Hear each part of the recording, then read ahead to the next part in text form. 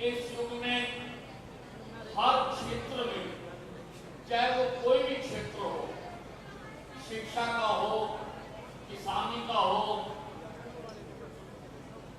रक्षा उपकरण बनाने का हो, शिक्षा का हो, हर क्षेत्र में विकास का हो, सड़कें बनाने का हो, ज्यादा हवाई अड्डे बनाने का हो, हर क्षेत्र में भारतीय जनता पार्टी हर क्षेत्र में हिंदुस्तान ने बहुत तरक्की की है। इसके साथ साथ प्रधानमंत्री नरेंद्र मोदी जी ने भारत का नाम सारे विश्व में भी आसमान की ऊंचाइयों तक पहुंचाया है।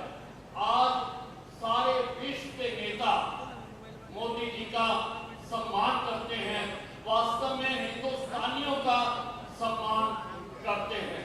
आज पीछे जब अमेरिका के राष्ट्रपति हिंदुस्तान आए थे तो उन्होंने मोदी जी को कहा कि आपकी पॉपुलैरिटी इतनी है कि जो आपका भोज है उसमें आने के लिए मुझसे बहुत लोग रिक्वेस्ट कर रहे हैं और मेरा तो दिल करता है आपके ऑटोग्राफ लेने के लिए। हमारे प्रधानमंत्री जी के ऑटोग्राफ लेने के लिए अमेरिका के राष्ट्रपति का दिल करता है।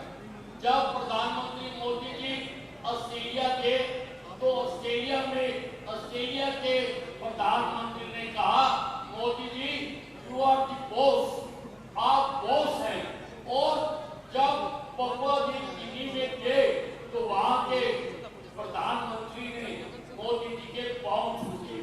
आज तक इतिहास में किसी भी राष्ट्राध्यक्ष को किसी दूसरे राष्ट्र के प्रधानमंत्री या राष्ट्राध्यक्ष के पांव छूते हुए नहीं देखा। और अब जब मोदी जी अमेरिका की यात्रा पर गए, जब मोदी जी ने वहां पर व्हाइट हाउस में उनको सरकारी तौर पर निमंत्रण दिया गया तो इतना सम्मान मोदी जी का हुआ। आज तक व्हाइट हाउस में इतना इकट्ठ कभी नहीं हुआ जितना मोदी जी के जाने से हुआ। और अमेरिका के जो पार्लियामेंट में मोदी जी ने भाषण दिया वो तो एक ऐतिहासिक भाषण हो गया। कई बार अमेरिकी सांसदों ने खड़े होकर तालियां बजाकर मोदी जी का अभिवादन किया। मोदी जी का नाम सारे विश्व में ऊंचा हुआ, लेकिन उधर मोदी जी का सितारा आसमान को छू रहा था। उससे घबराकर हिंदुस्तान में जितनी भेड़ बकरियां हैं सारी पटना में इकट्ठी हो गई। मोदी जी के एक शेर के सामने सारी भेड़ बकरियां पटना में इकट्ठा हो गई और उन्होंने वहां पर एक अपना साझा मोर्चा बनाने की बात कही।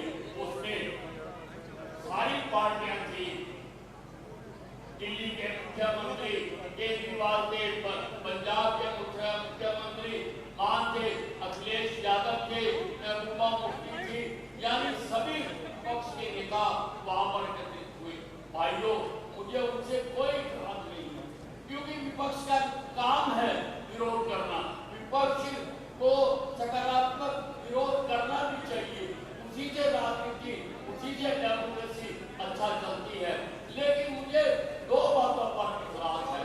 एक तो जब मोदी जी अमेरिका थे तो उससे पहले राहुल गांधी को अमेरिका में भेजा गया, योजनाबद्ध तरीके से भेजा गया और वहां पर जाकर उन्होंने हमारे हिंदुस्तान को अपमानित किया, हमारे प्रजातांत्रिक व्यवस्था पर उन्होंने बात की। वो चाहते थे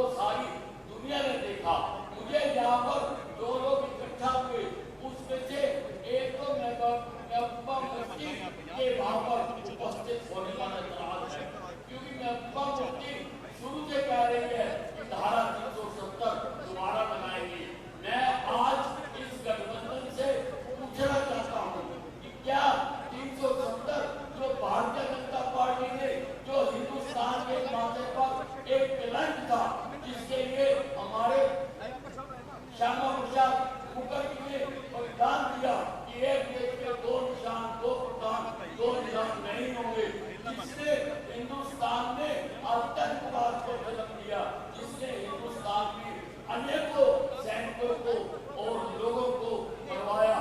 उन धारा 370 को भारतीय जनता पार्टी ने सत्ता में आने के बाद उन धारा 370 को भारतीय जनता पार्टी ने एक कदम से उसको खत्म कर दिया। तो क्या ये दोबारा 370 लगाने की योजना हो गई है?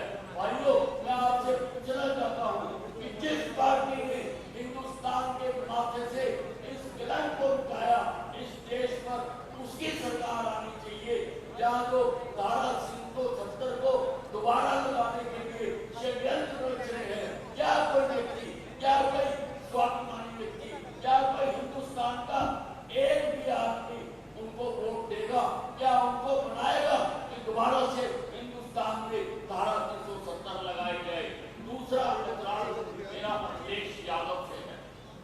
सबको याद है कि राम जन्मभूमि के लिए हमने कितने संघर्ष करे, हिंदुस्तान में कितने लोगों ने जान गंवाई, और यहाँ पर भी दोबारा राम मंदिर बने उसके लिए भारतीय जनता पार्टी ने भी आंदोलन किया था।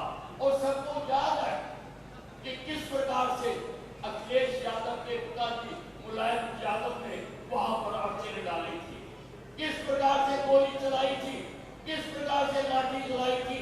वो नहीं चाहते थे कि राम मंदिर यहाँ दोबारा बने।